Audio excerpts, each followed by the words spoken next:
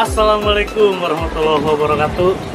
Ketemu lagi sama Kang Tugira, dan sama Bapak Agus ya.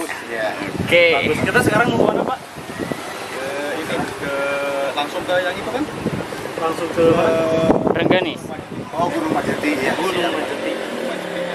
Ikutin terus sejarah-sejarahnya.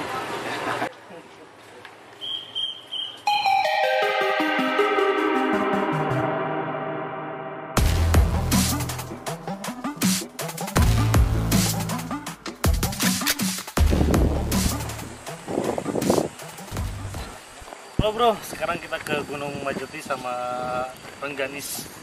Ekspor semua Pangandaran. Sejarahnya.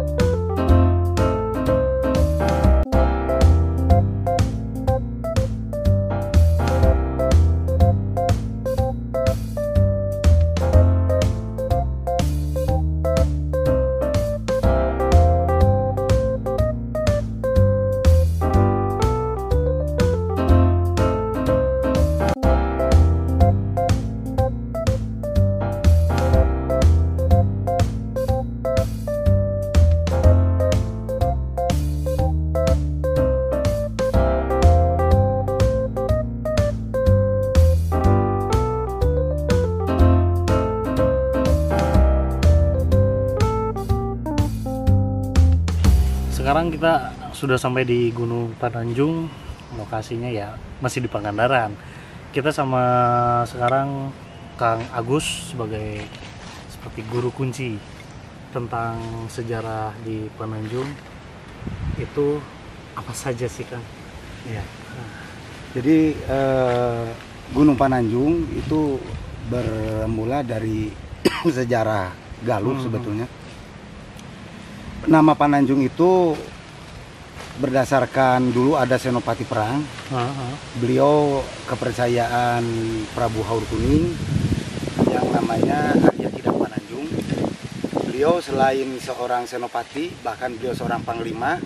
Beliau juga sebagai ketua Dewan Penasehat untuk Raden Anggalarang. Gitu. Dan Raden Anggalarang sendiri, beliau adalah bupati ya, raja kecil yang masih bertanggung jawab ke kerajaan Galuh itu sendiri. Itu diperkirakan sekitar 16 abad lah. 16 abad ya.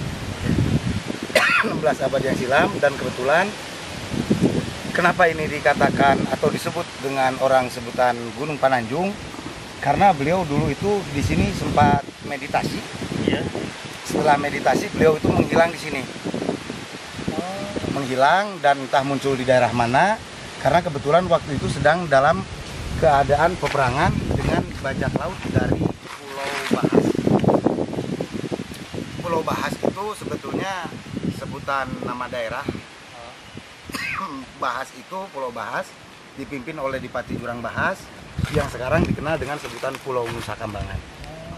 Ya, jadi orang kadang-kadang dari mana kata Pulau Nusa Kambangan? Ditanya Pulau Bahas di mana, mereka jarang yang tahu. Sebelumnya itu ini dinamakan Pulau Bahas. Iya, Nusa Kambangan itu Pulau Bahas, dipimpin oleh seorang bajo namanya Jurang Bahas.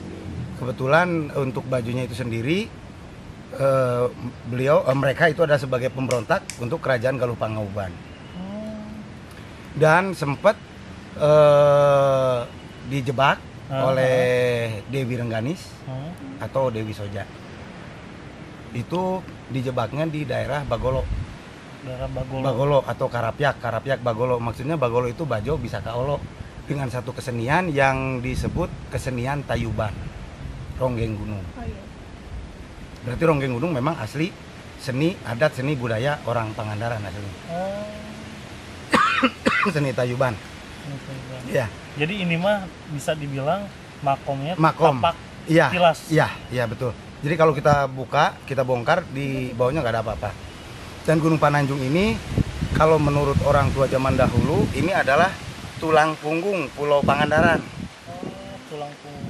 Iya, jadi ini patok besi, ya patok besinya orang-orang Pangandaran bermula di sini Gunung Pananjung ini. Jadi kalau kata orang tua dulu, kalau Gunung Pananjung ini longsor, berarti Pangandaran juga nggak ada, gitu. Dan memang menurut orang tua dulu, suatu saat nanti kalau kita mau ke Pangandaran ini diperkirakan kita harus pakai perahu dulu. Jadi bukan dari hotel kita pakai perahu pesiar, bukan. Memang kalau mau ke pulau ini nantinya itu pakai perahu karena terpisah, gitu. Jadi kalau ini sudah longsor atau sebahagian dari pulau ini ambles, itu tidak menutup kemungkinan, saya yakin Pangandaran juga itu di khusus yang di lehernya itu, ini hanya cerita ya, jadi cerita turun temurun. Itu saya yakin sekarang di bawahnya udah glowong, udah kosong lah, udah kosong. Tidak menutup kemungkinan nantinya musim nyebrang. Itu kalau menurut cerita. Dan untuk Kabupaten Pangandaran ini juga diambilnya dari Pananjung dulu, dari Desa Pananjung. Tahun 1982 ada pemekaran, Desa Pananjung tetap, dan Dusun Pangandaran ini jadi desa itu. Dulu zaman Pak Kubu Warso ya, Pak Kubu Warso kepala desa tahun 1982, ingat saya masih Galunggung yang pertama meletus itu. Dan untuk Arya Kidang Pananjung sendiri, beliau ditugaskan oleh Prabu Haur Kuning karena beliau langsung mengemban tugas sebagai panglima karena Raden Anggalarangnya meninggal di peperangan itu sendiri. Setelah meninggal, dipercayakan sama Arya Kidang Pananjung untuk meneruskan perjuangan Raden Anggalarang. Adapun kenapa bisa nyambung ke Nusa Kambangan, itu betul sekali karena bajak laut itu sarangnya bajak laut, sarangnya penyamun dulu di sana. Dan yang ditugaskan oleh Prabu Haur Kuning namanya Sawung Galing. Sawung Galing itu nama ayam sebetulnya, sawung itu ayam. Tapi orang kadang-kadang nggak ada yang tahu ya. Sawung Galing, jadi ayam galing, ayam rintit lah. Kalau kata orang Sunda mah, itu beliau ditugaskan untuk ke daerah Nusa Kambangan, dan di sana juga ada petilasannya yang disebut dengan Guha Sigit Sela. Guha Sigit Sela itu adanya di Nusa Kambangan, Jawa Tengah. Dan untuk Gunung Pananjung ini, beliau memang dulu Arya Kidang Pananjung namanya diabadikan di Desa Pangandaran. Namanya diabadikan walaupun memang bentuk kerajaannya itu tidak seperti di Jogja ada bekasnya. Tapi kalau peninggalannya sekarang juga ada seperti di Batu Kalde.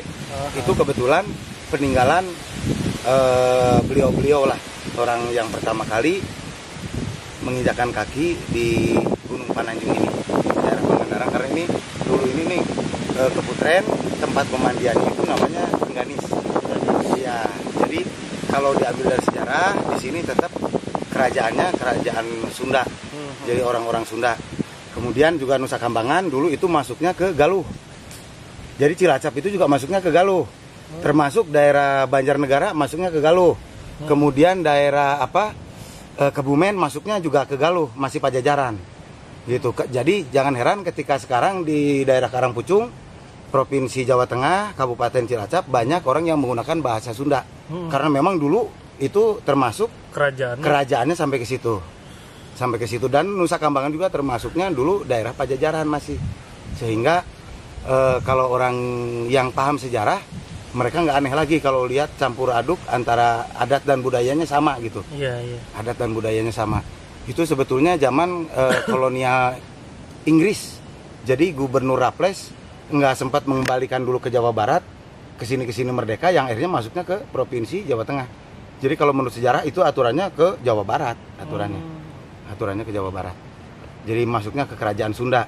Karena Sunda itu sendiri menurut kami bukan kesukuan saja, ya, Jadi Sunda itu bukan kesukuan saja, karena Sunda itu adalah ideologi kalau menurut saya. Ideologi. Jadi orang mana saja boleh mengaku Sunda ketika ideologinya ya seperti kami. Iya. Kalau kata orang Sunda Pangandaran mah, Sunda itu singkatan. Saya ucap naluri, dangu, angse, paningal, pangrasa. Itu ya. Jadi jangan sampai ditanya orang Bandung, saya mah orang Sunda. Naon artinya Sunda? Kita nggak paham Sunda teh. Dikirain teh kesukuan, bukan. Jadi kalau menurut kami orang Sunda di Pangandaran, nggak tahu kalau orang Sunda di lokasi yang lain, Sunda itu adalah ideologi, dan Sunda itu salah satunya kami artikan masuk filsafat atau enggaknya saya kurang tahu, tapi kalau kata orang Pangandaran, Sunda itu kalau memang ideologi Sunda, jadi harus saya ucapna, nalurina, pangdanguna, paningalna, pangangsena, semuanya itu harus dijaga supaya dalam kehidupan sehari-hari Sundanya nampak gitu. Iya. Jadi jangan sampai ngaku orang Sunda tapi kelakuannya kayak orang Eropa atau tidak sesuai dengan tetekon lah gitu ya. Iya. Itu berarti belum dikategorikan Sunda gitu ya. Tapi maaf aja. Jadi barangkali ada salah persepsi atau salah perbedaan paradigma lah atau sudut pandang, dan itu salah satunya menurut orang Sunda yang ada di Tatar Kabupaten Pangandaran seperti itu salah satunya. Dan itu juga ya mungkin tidak semuanya hobi dengan sejarah, tidak semuanya hobi dengan budaya, yang akhirnya kadang-kadang kalau mungkin sekarang mah udah parem lah kalau menurut orang Sunda sendiri mah. Iya. Jadi sebagai ya anda yang senang dengan sejarah, saya juga senang. Makanya saya juga tadi kata Pak Tugiran mau siap nganter, ayolah mau nganter mah boleh. Kalau urusannya dengan sejarah kata saya, karena saya udah lama nggak mandu, jadi saya udah ngos-ngosan juga lumayan gitu ya. Nanti selesai dari sini, dari Gunung Pananjung, kita langsung ke Dewi Soja atau Dewi Rengganis lah, Dewi Rengganis. Dewi Rengganis. Sip.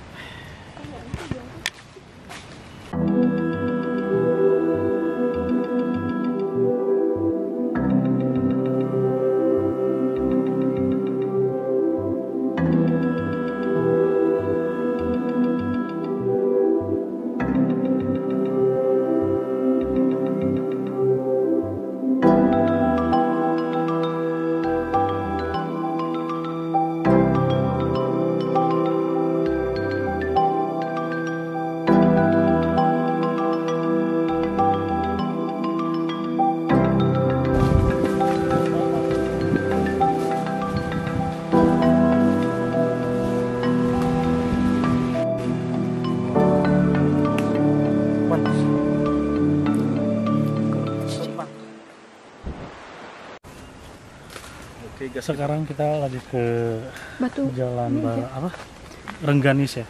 Ke Rengganis. Jalannya mantap, ekstrim. Dari bukit kita harus naik ke bawah, nggak ada turun ke bawah, terus nanti pulangnya juga pasti naik ke atas. Jalannya ekstrim banget, sumpah. Nggak ada tangga, nggak ada jalan khusus buat kita ekspor ke sini. Karena ini jarang dijalankan orang juga. Jarang dilewatin orang juga, orang-orang yang khusus yang mau ke sini. Banyak lah nanti ceritanya di sana. Tonton terus YouTube channel. Jangan lupa Tutup kamera. like, comment, and subscribe. Atau Dewi Rengganis, beliau adalah istri daripada Raden Anggalarang. Beliau adalah seorang permaiswari. Kenapa ditempatkan di sini? Karena di sini itu di balik tempat pemandian beliau yang ada di balik bukit ini. Sebetulnya Rengganis kalau kami artikan itu memang banyak yang mengakui Dewi Rengganis itu sebagai putri Solo lah, putri Cirebon lah, atau mana aja. Boleh, silahkan. Semua orang boleh mengakui bahwa Dewi Rengganis itu milik mereka. Karena Dewi Rengganis itu bukan hanya untuk orang Pangandaran saja. Dan Rengganis itu kami artikan karena kami ini berbatasan langsung dengan Jawa Tengah. Jadi Rengganis itu rengganen atine kanti manis. Jadi itu adalah bahasa pepatah orang tua yang artinya hiasi hidup ini dengan hal-hal yang baik saja. Jadi dengan hiasi hidup ini dengan kebaikan, bukan dengan keburukan. Kalau nama aslinya itu tadi Dewi Soja. Dewi Soja, beliau itu kenapa mau jadi disebut Nyai Ronggeng atau Ronggeng Gunung, itu sebetulnya hanya untuk sebatas siasa untuk bukan membalaskan dendam, tapi untuk menumpas kezoliman waktu itu. Karena kalau tidak ditumpas, saya yakin para bajak laut itu bisa menyebar bukan hanya di Galuh Pangauban saja, melainkan sampai Galuh yang Ciamis sekarang, gitu. Karena kedoliman mereka yang akhirnya Dewi Rengganis bermeditasi, yang akhirnya beliau harus menciptakan salah satu seni yang sekarang dikenal dengan seni Tayuban atau ronggeng. Kalau zaman dulu namanya ronggeng gunung. Jadi dengan kesenian itu bisa menjebak para bajo sampai bajo bajak laut itu bisa kaolo lah, yang akhirnya mereka dikasih minuman yang memabukkan, dikasih makanan dari racun, yang akhirnya karena Dewi Rengganis itu beliau seorang ibu yang intinya mungkin kalau harus perang fisik secara langsung, saya yakin beliau nggak akan sanggup. Tapi dengan cara itu semua bajak laut itu bisa dikalahkan, bahkan sampai meninggal semua. Dan dari situ ronggeng gunung itu sampai jogetnya, sampai seni ibingnya itu ada filosofi, di mana walaupun berdesakan di tari ronggeng itu sampai ratusan orang, di tempat ronggeng itu tidak akan ada orang yang berkelahi karena semuanya memakai aturan. Jadi kita intinya harus kerjasama rame-rame yang tidak harus menggunakan banyak energi, yang akhirnya bajak laut itu bisa dikalahkan oleh Dewi Rengganis itu sendiri. Jadi kalau Rengganis itu tadi rengganan artinya kanti manis, hiasi hidupmu dengan hal-hal yang baik aja, atau hidup itu hiasi dengan kebaikan, jangan sampai hidup itu dihiasi dengan keburukan gitu. Jadi kalau nama aslinya mah Dewi Soja, tetap Dewi Soja, cuman itu gelar aja. Itu adalah pepatah beliau yang dicantumkan melalui nama beliau. Dan bahkan orang Solo mengakui Rengganis itu, oh itu Putri Solo gitu kan. Kata orang Cirebon, oh Rengganis itu orang Cirebon kan gitu. Ya mana saja bolehlah, silahkan siapa saja. Yang jelas bahwa Rengganis itu memang orang Indonesia asli. Dan Dewi Rengganis ini adalah salah satu pejuang orang Galuh tentunya, yang mengalahkan kezoliman. Jadi kezoliman di sini tidak harus melalui perang saja ternyata. Jadi kelemah lembutan seorang wanita ini jangan dilihat kelemah lembutannya. Justru dari kelemah lembutannya ini bisa mematikan ya, bisa mematikan. Kalau bajak laut saya yakin kalau menggunakan fisik waktu itu kayaknya nggak mungkin. Pertama pasukannya yang banyak, kemudian ilmu kanuragannya juga hebat-hebat. Kalau menggunakan ilmu kanuragan lagi, kita harus menggunakan fisik lagi. Sementara Raden Anggalarang itu sudah gugur, Arya Kidang Pananjung juga waktu itu menyetujui dengan hal itu, karena prajurit di kerajaan Galuh Pangauban itu sendiri dari kerajaan Pananjung itu udah berkurang. Jadi siasahnya itu diiyakan, karena selain jadi panglima perang, Arya Kidang Pananjung ini sebagai dewan penasihat. Sampai saat itu bajak laut dari Pulau Bahas nggak ada lagi ke Pangandaran sampai sekarang. Dan sebetulnya awalnya itu memang Raden Anggalarang sudah dilarang oleh Prabu Haurkuning. Kalau kamu mau tetap kekeh mendirikan kerajaan Pananjung, kamu hanya bertahan 3,5 tahun atau seumur jagung. Yang akhirnya ya walaupun subur makmur, waktu itu tetap aja ada godaannya, diserang oleh bajak laut. Padahal pertaniannya waktu itu lagi bagus-bagusnya. Dan untuk menteri pertaniannya namanya Raden Sulanjana, masih kerabat dari Raden Anggalarang. Raden Sulanjana itu menteri pertanian yang boleh dikatakan jempol di kerajaan Galuh waktu dulu. Gitu. Dari zaman Arya Jaya Bupati. Jadi kalau orang Sunda udah pandai bercocok tanam itu memang sejak zaman Galuh dulu. Gitu. Udah dari sini kita langsung ke tempat pemandian beliau.